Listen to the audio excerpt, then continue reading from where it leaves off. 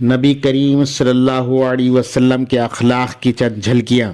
حضرت علی مرتضیٰ رضی اللہ تعالی عنہ آغاز نبوت سے لے کر وفات تک برابر آپ کے ساتھ رہے تھے۔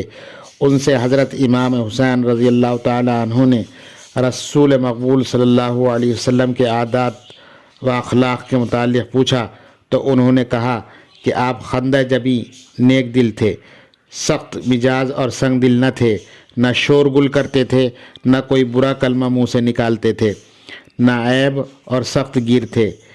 کوئی بات ناپسند ہوتی تو اسے نظر انداز فرماتے تھے۔ آپ نے اپنے نفس سے یہ 3 باتیں خارج کر دی تھیں: بحث و مباحثہ، بے ضروریات بات کرنا، بے مطلب کی بات پڑھنا۔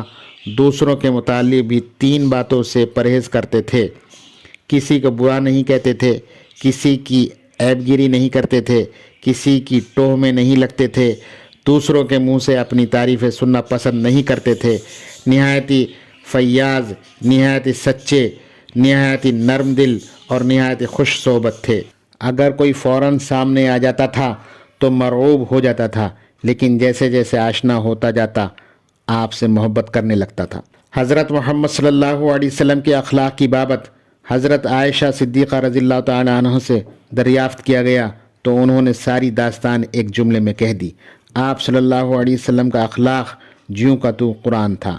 ایک اور موقع پر ذرا تفصیل سے بتایا کہ آپ کی عادت کسی کو برا بھلا کہنے کی نہ تھی۔ آپ برائی کرنے والوں کے ساتھ برائی نہیں کرتے تھے بلکہ اسے معاف کر دیتے تھے۔ جب آپ کو کسی 2 باتوں میں اختیار دیا جاتا تھا تو ان میں جو آسانی ہوتی اسے اختیار کرتے تھے، بشرطے کہ اس میں کوئی گناہ کا امکان نہ ہو، کیونکہ گناہ سے آپ بہت دور رہتے تھے۔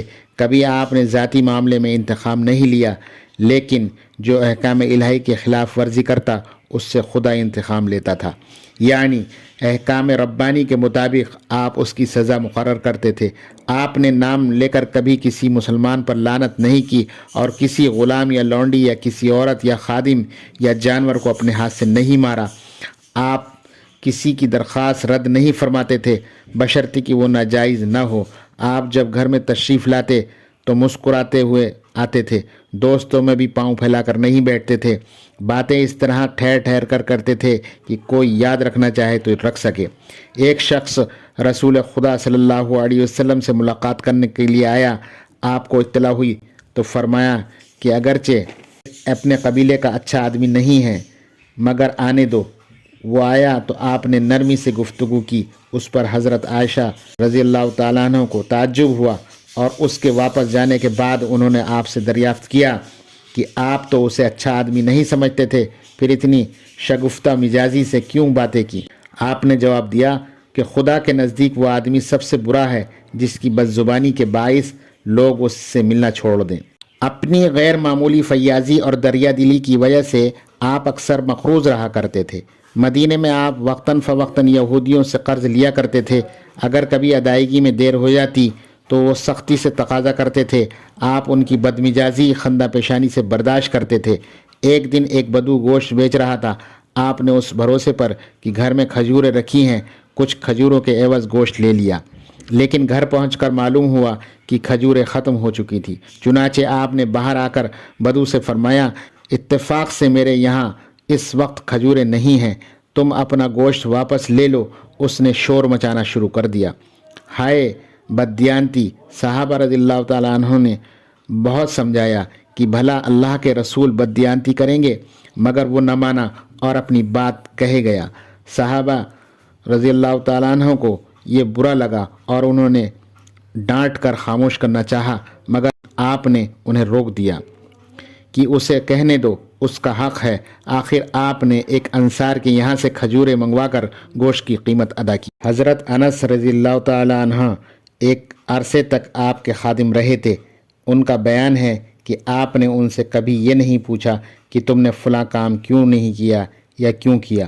انہی سے روایت ہے کہ ان کے لڑک پن کے زمانے میں رسول اللہ صلی اللہ علیہ وسلم نے ان کو کسی کام پر بھیجنا چاہا تو انہوں نے انکار کر دیا، میں نہ جاؤں گا، اور باہر نکل کر لڑکوں کے ساتھ کھیلنے لگے۔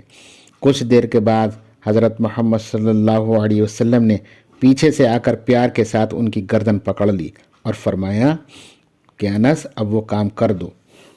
نبی کریم صلی اللہ علیہ وسلم کے یہی وہ اخلاق و اوصاف تھے جن کو قرآن نے دعوے کی شکل میں اس طرح پیش کیا ہے، اِنَّكَ لَعَلَىٰ خُلْقٍ عَظِيمٍ، یعنی آپ اچھی عادت کے حامل ہیں۔